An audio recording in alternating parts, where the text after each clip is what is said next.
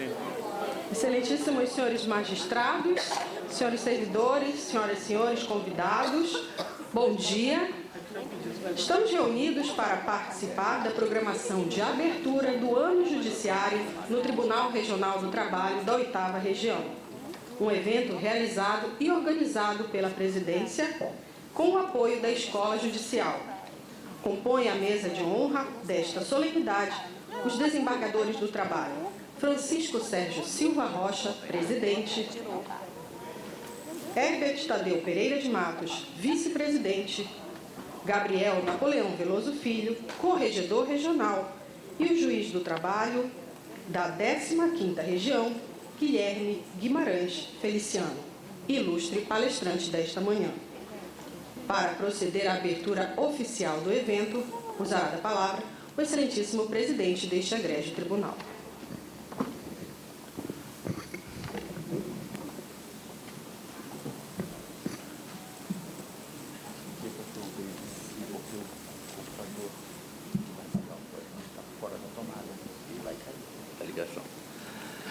Cumprimentando os senhores magistrados da região, agradecendo a presença de todos, eu declaro aberto o ano judiciário do Tribunal Regional do Trabalho da 8ª Região. Senhores magistrados, vamos ouvir a palestra do Dr. Guilherme Guimarães Feliciano. Sua Excelência é juiz de trabalho titular da primeira vara de trabalho de Taubaté, é professor associado do Departamento de Direito do Trabalho da USP, doutor e livre docente em Direito pela Universidade de São Paulo, possui uma vasta atuação acadêmica, foi presidente da AMATRA 15 e possui também uma distinta e longa participação associativa. O nosso colega usará da palavra e nos brindará com a palestra relativamente à atuação do juiz do trabalho e o novo Código de Processo Civil.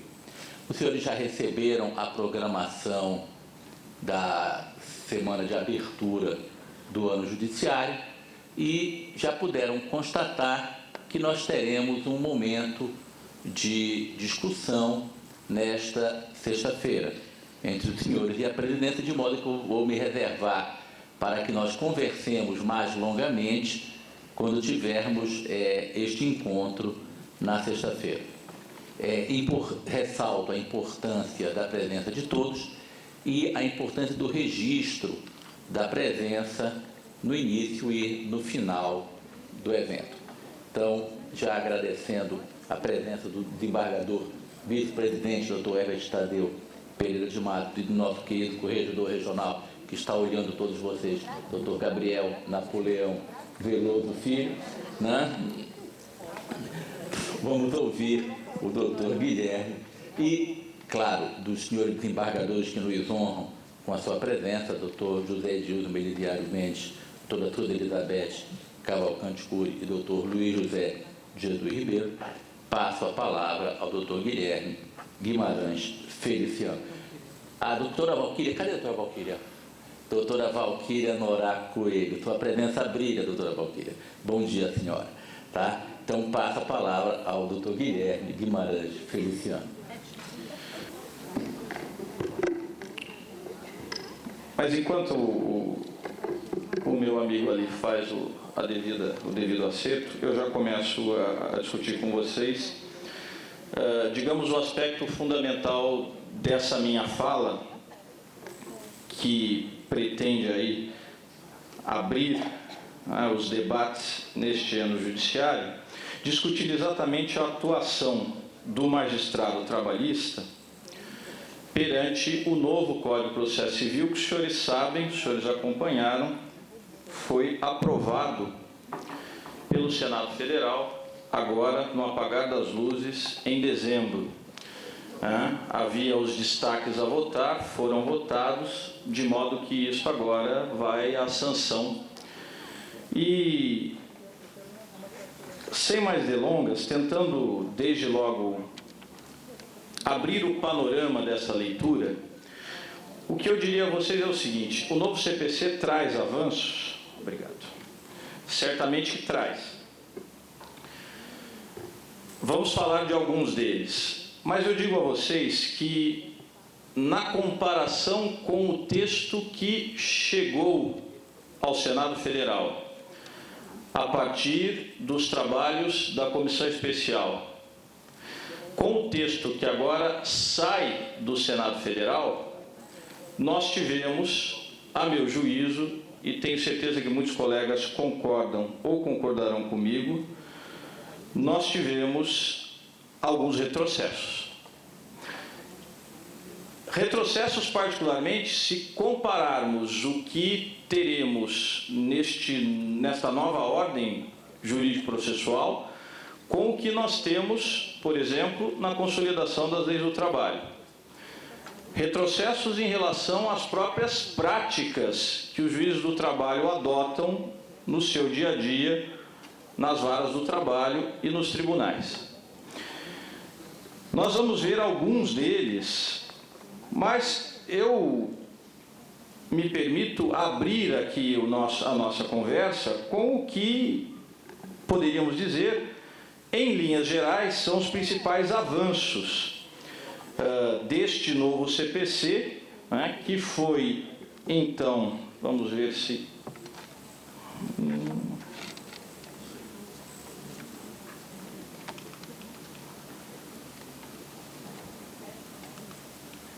Bom, tentei todos os sentidos possíveis.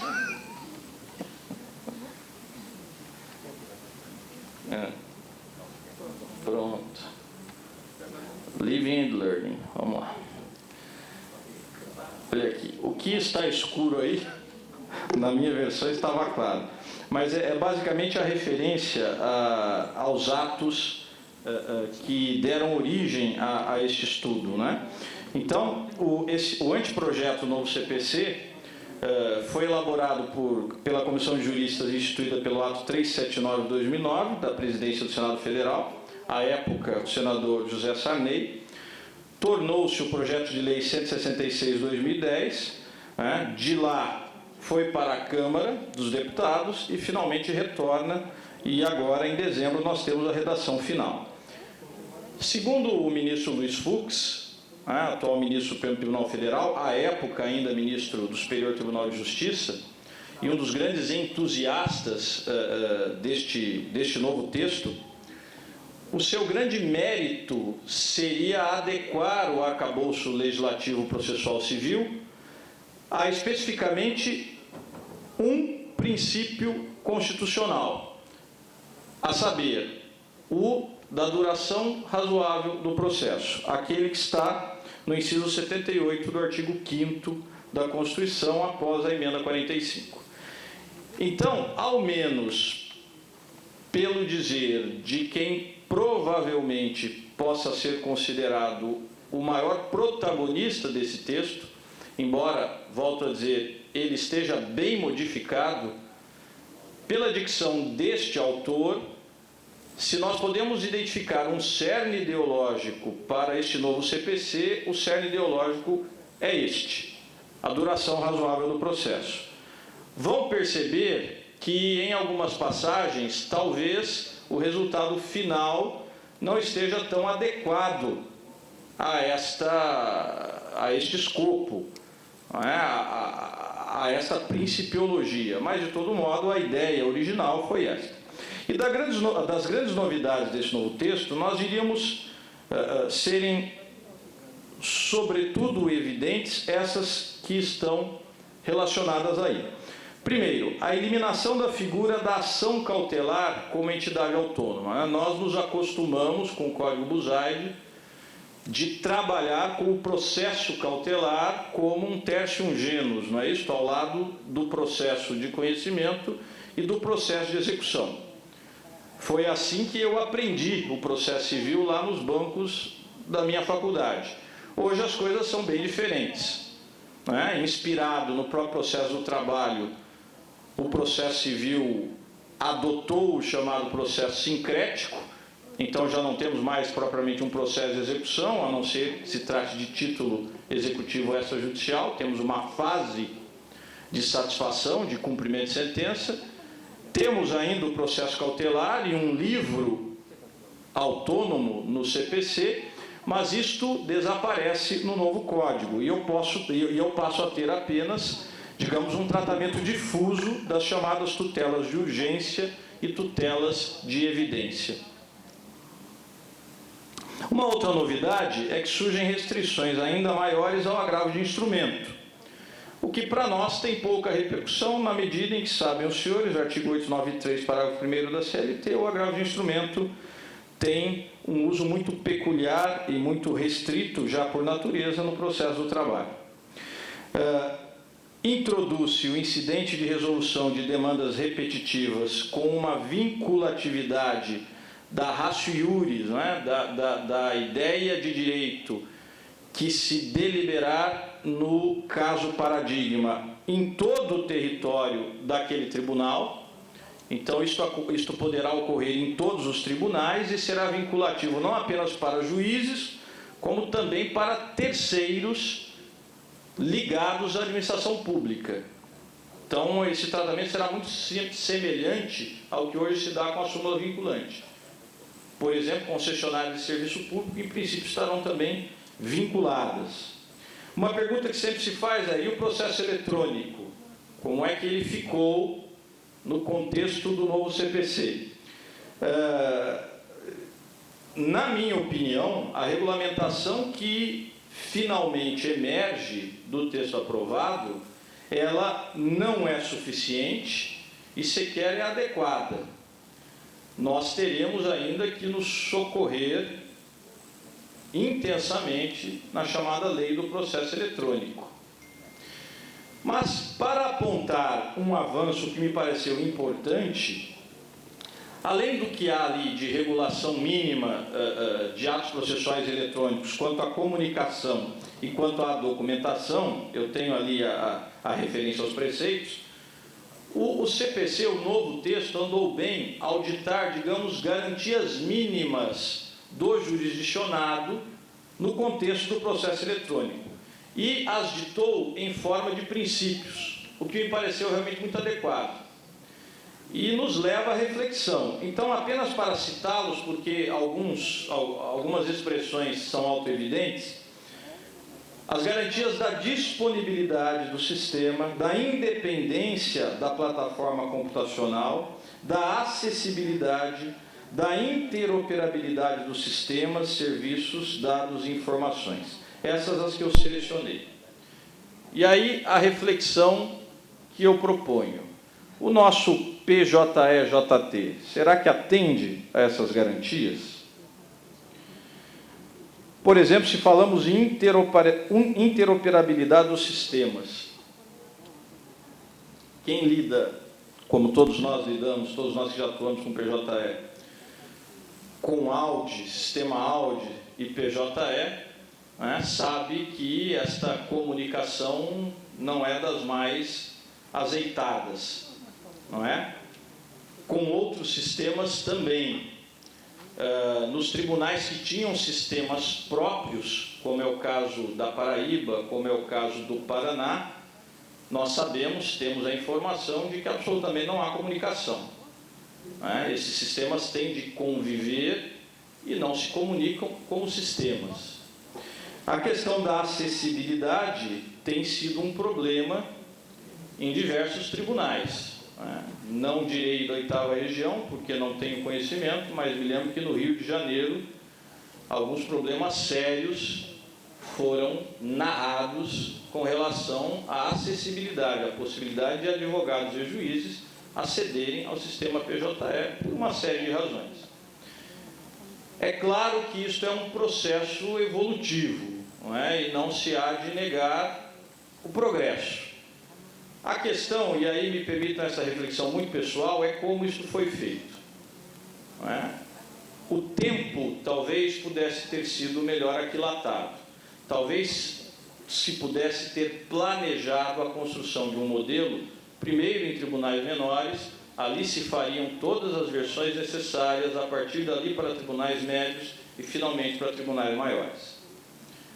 Da maneira como se fez,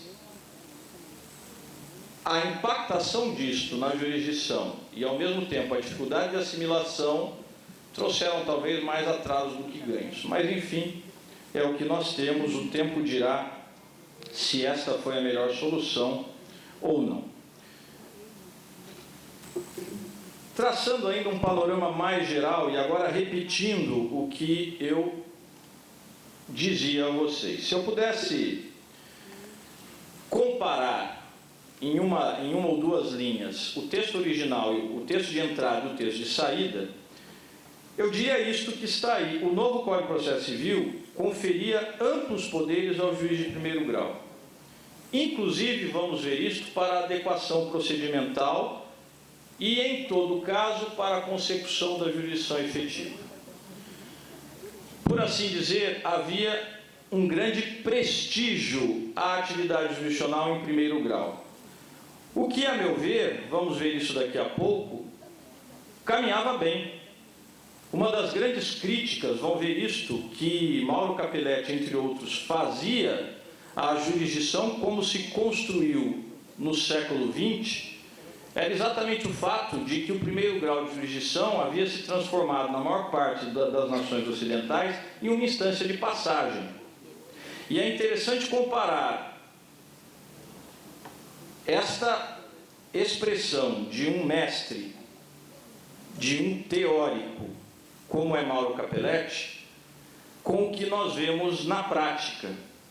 Eu sei de um colega da 15ª região, que é de onde eu venho, onde eu exerço a jurisdição, que certa vez me disse que um advogado amigo dele, portanto, que tinha com ele certas liberdades, em relação a certo processo, teria dito a ele que tudo o que esperava ele, advogado, é que o processo fosse julgado logo pelo outro colega.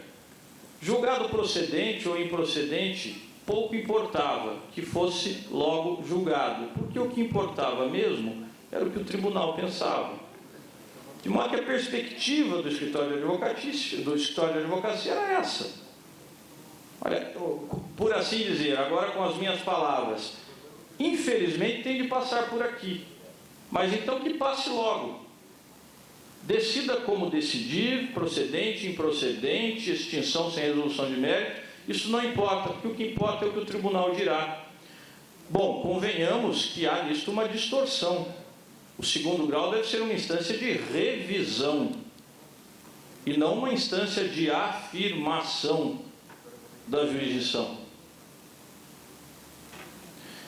Então, nessa exata medida é que eu lhes dizia, me parece, o CPC, na sua redação original, caminhava bem. Mas eu não preciso lhes dizer da resistência ideológica que houve em torno disso, e muito particularmente por parte da Ordem dos Advogados do Brasil, que sempre vê com certo temor, digamos, este acréscimo de poderes para o magistrado no primeiro grau.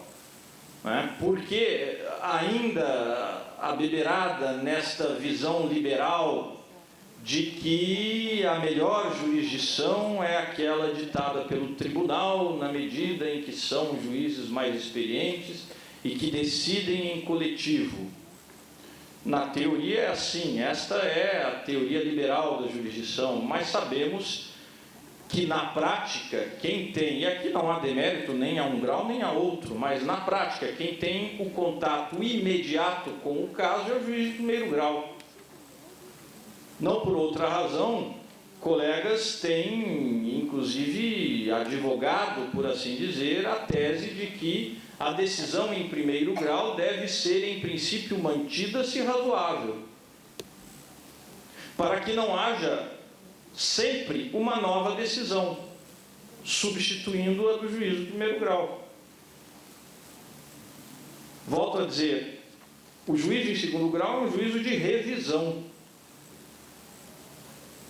que, portanto, deveria ter uma atuação restrita. E o fato é que as estatísticas confirmam o que eu estou dizendo. Não posso dizer das estatísticas da 8ª região, novamente, porque não a conheço.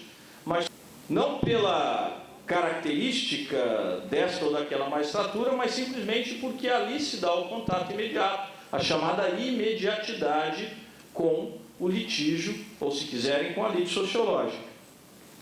Mas, como eu lhes disse, houve uma resistência. E, no final, o que sai do Congresso Nacional, a meu ver, é um Código de Processo Civil que, em relação à magistratura, inova pouco. Até inova em alguns pontos. Vou apontá-los. Em alguns dos pontos inovados, a inovação, a meu sentir, é ruim. Algumas são boas. No geral, mantém-se, na perspectiva da magistratura, o que nós temos hoje. Mas, na perspectiva da advocacia, é um código, de fato, bem melhor. Então, ingressa um texto muito atencioso com as necessidades do juiz de primeiro grau e emerge um texto, sai do Congresso Nacional um texto muito cioso das garantias da advocacia. Eu diria aos senhores que é um código que, sobretudo, interessará no dia a dia, pelas novidades que possa representar, ao traquejo do advogado, e menos à atuação jurisdicional. Cheguei a ouvir de um colega o seguinte, eu não chegaria a tanto, mas cheguei a ouvir de um colega o seguinte: o CPC, o novo CPC, para a magistratura, tem coisas novas e tem coisas boas. O problema é que, em geral, as coisas novas não são boas e as coisas boas não são novas. Eu não diria tanto, mas digo a vocês que não me empolga. Bom, apenas para falar das críticas, talvez o principal porta-voz delas, as críticas àquele texto original, para nos situarmos e entendermos como é que foi, digamos, essa discussão ideológica. Talvez a principal voz a traduzir estas perplexidades da advocacia tenha sido a do meu colega Antônio Cláudio da Costa Machado, da Universidade de São Paulo, advogado, que, à altura, quando o texto foi discutido pela primeira vez no Senado, apontou o que ele dizia serem propostas que desqualificavam o projeto. E aí os senhores vão perceber bem o que eu dizia. Apontou o professor Costa Machado, que tem um CPC anotado, muito conhecido, gigantesco. Ele fez questão de anotar todos os preceitos, nenhum escapou. Primeiro, o poder atribuído ao juiz para adequar as fases e os atos processuais às especificações do conflito, que estava no 107, inciso 5º.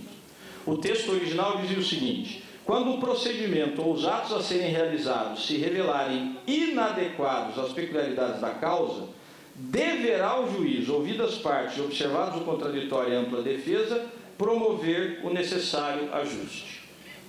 Os portugueses conhecem este princípio, que já existia desde o CPC anterior.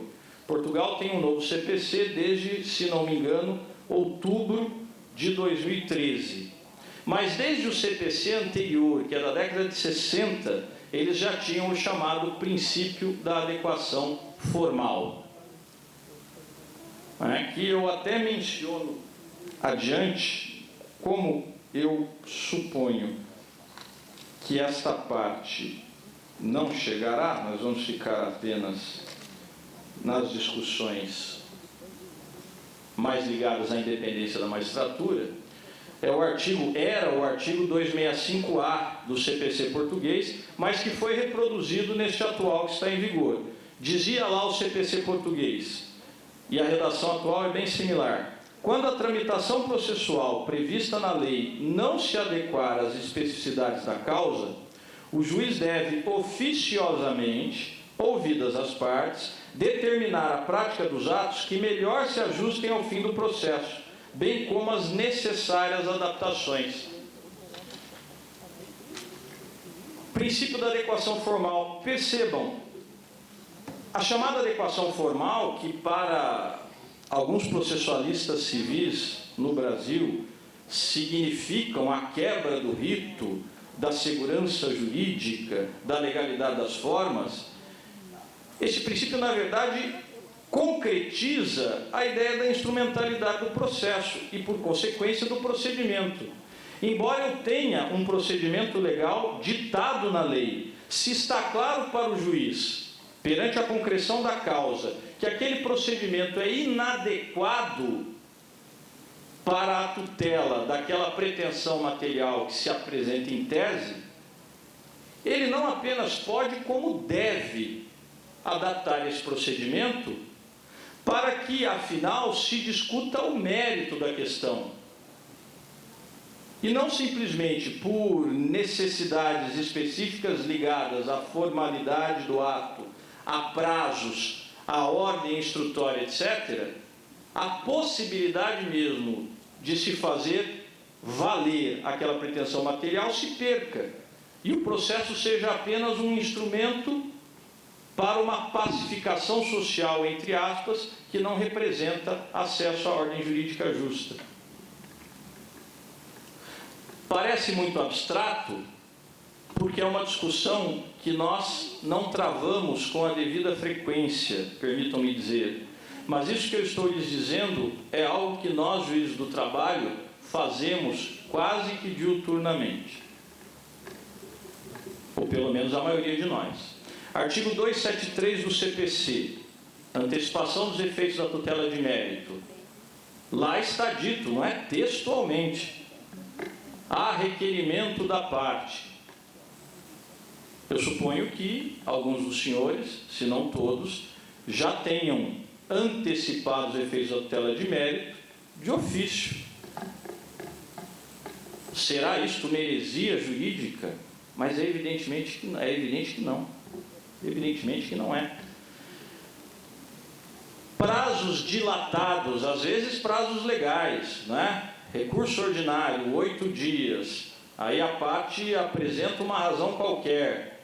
É claro que há lá uma saída no CPC que diz dos motivos graves que podem levar o juiz a dilatar os prazos. Mas isto nada mais é do que adequação formal. Instrução processual, inversão da ordem instrutória, quando a única coisa que se discute é a justa causa do empregado. Por quê? Porque se entende que o ônus da prova é do empregador. A CLT é clara, ouvem-se primeiro as testemunhas do reclamante, depois as testemunhas do reclamado. Quando se inverte, estamos fazendo uma adequação formal. Então, fazemos isto diuturnamente. E fazemos, permitam-me, porque podemos fazer, porque isso é da instrumentalidade do processo. Absurdo seria que, em situações como esta, nos ativéssemos ao rigor descritivo da lei, de tal modo a fazer perecer a pretensão material. Isso é que seria absurdo. No entanto, esta não foi a visão do Congresso Nacional diante das objeções apresentadas por esses setores da sociedade civil. Esta previsão, como está aí, caiu. Os senhores não vão encontrá-la no novo texto. Restaram alguns aspectos com relação a prazos, etc., que eu aponto dali a pouco. Mas o princípio como enunciado caiu e foi lamentado, inclusive fora do Brasil. Quem tiver curiosidade, na revista jurídica da Presidência da República, a professora Paula Costa e Silva, da Faculdade de Direito de Lisboa, publicou um texto cujo nome, salvo engano, cujo título, salvo engano, é este: O Novo Código de Processo Civil Brasileiro, : As Duas Faces de Janus. Essa parte final eu me lembro bem. Então, se quiserem, procurem depois no Google, lá, Paula Costa Silva, entre aspas, As Duas Faces de Janus, e vão encontrar esse texto. Nesse texto, a autora, que é portuguesa, mas é muito ligada ao Brasil, foi inclusive minha orientadora lá, ela faz uma crítica poderosa a timidez do Congresso Nacional em não admitir um princípio tão óbvio como este. E que, de fato, se nós o aplicaremos adiante, será, mais uma vez, por ilação doutrinária, porque esse princípio continuará inexistente no texto, perdendo-se uma excelente oportunidade para sua positividade. O professor Cláudio da Costa Machado ainda criticava a eliminação do efeito suspensivo da apelação, que é o que estava no artigo 908. Os recursos, salvo disposição legal em sentido diverso, não impedem a eficácia da decisão. Bom, e o nosso recurso ordinário, não é? Que historicamente tem essa característica. Então, o que eu estou lhes dizendo, em boa medida, apesar dos avanços que o novo CPC traz, para nós será melhor sempre, vou dizer isso daqui a pouco, mas já antecipo, observar os rigores do artigo 15 do novo texto do CPC, do artigo 769 da CLT, para afastar o que, em relação ao nosso processo do trabalho, representa retrocesso. O poder concedido ao relator para atribuir o efeito suspensivo à apelação, isso também era criticado em função até da crítica anterior. A eliminação dos embargos infringentes. No processo do trabalho, isto não será um problema, não é? Na medida em que temos lei própria e os embargos infringentes existem apenas no TST, para decisão não unânime em dissídio coletivo ou divergência entre turmas. Então, isto para nós não será um problema. Ainda criticava o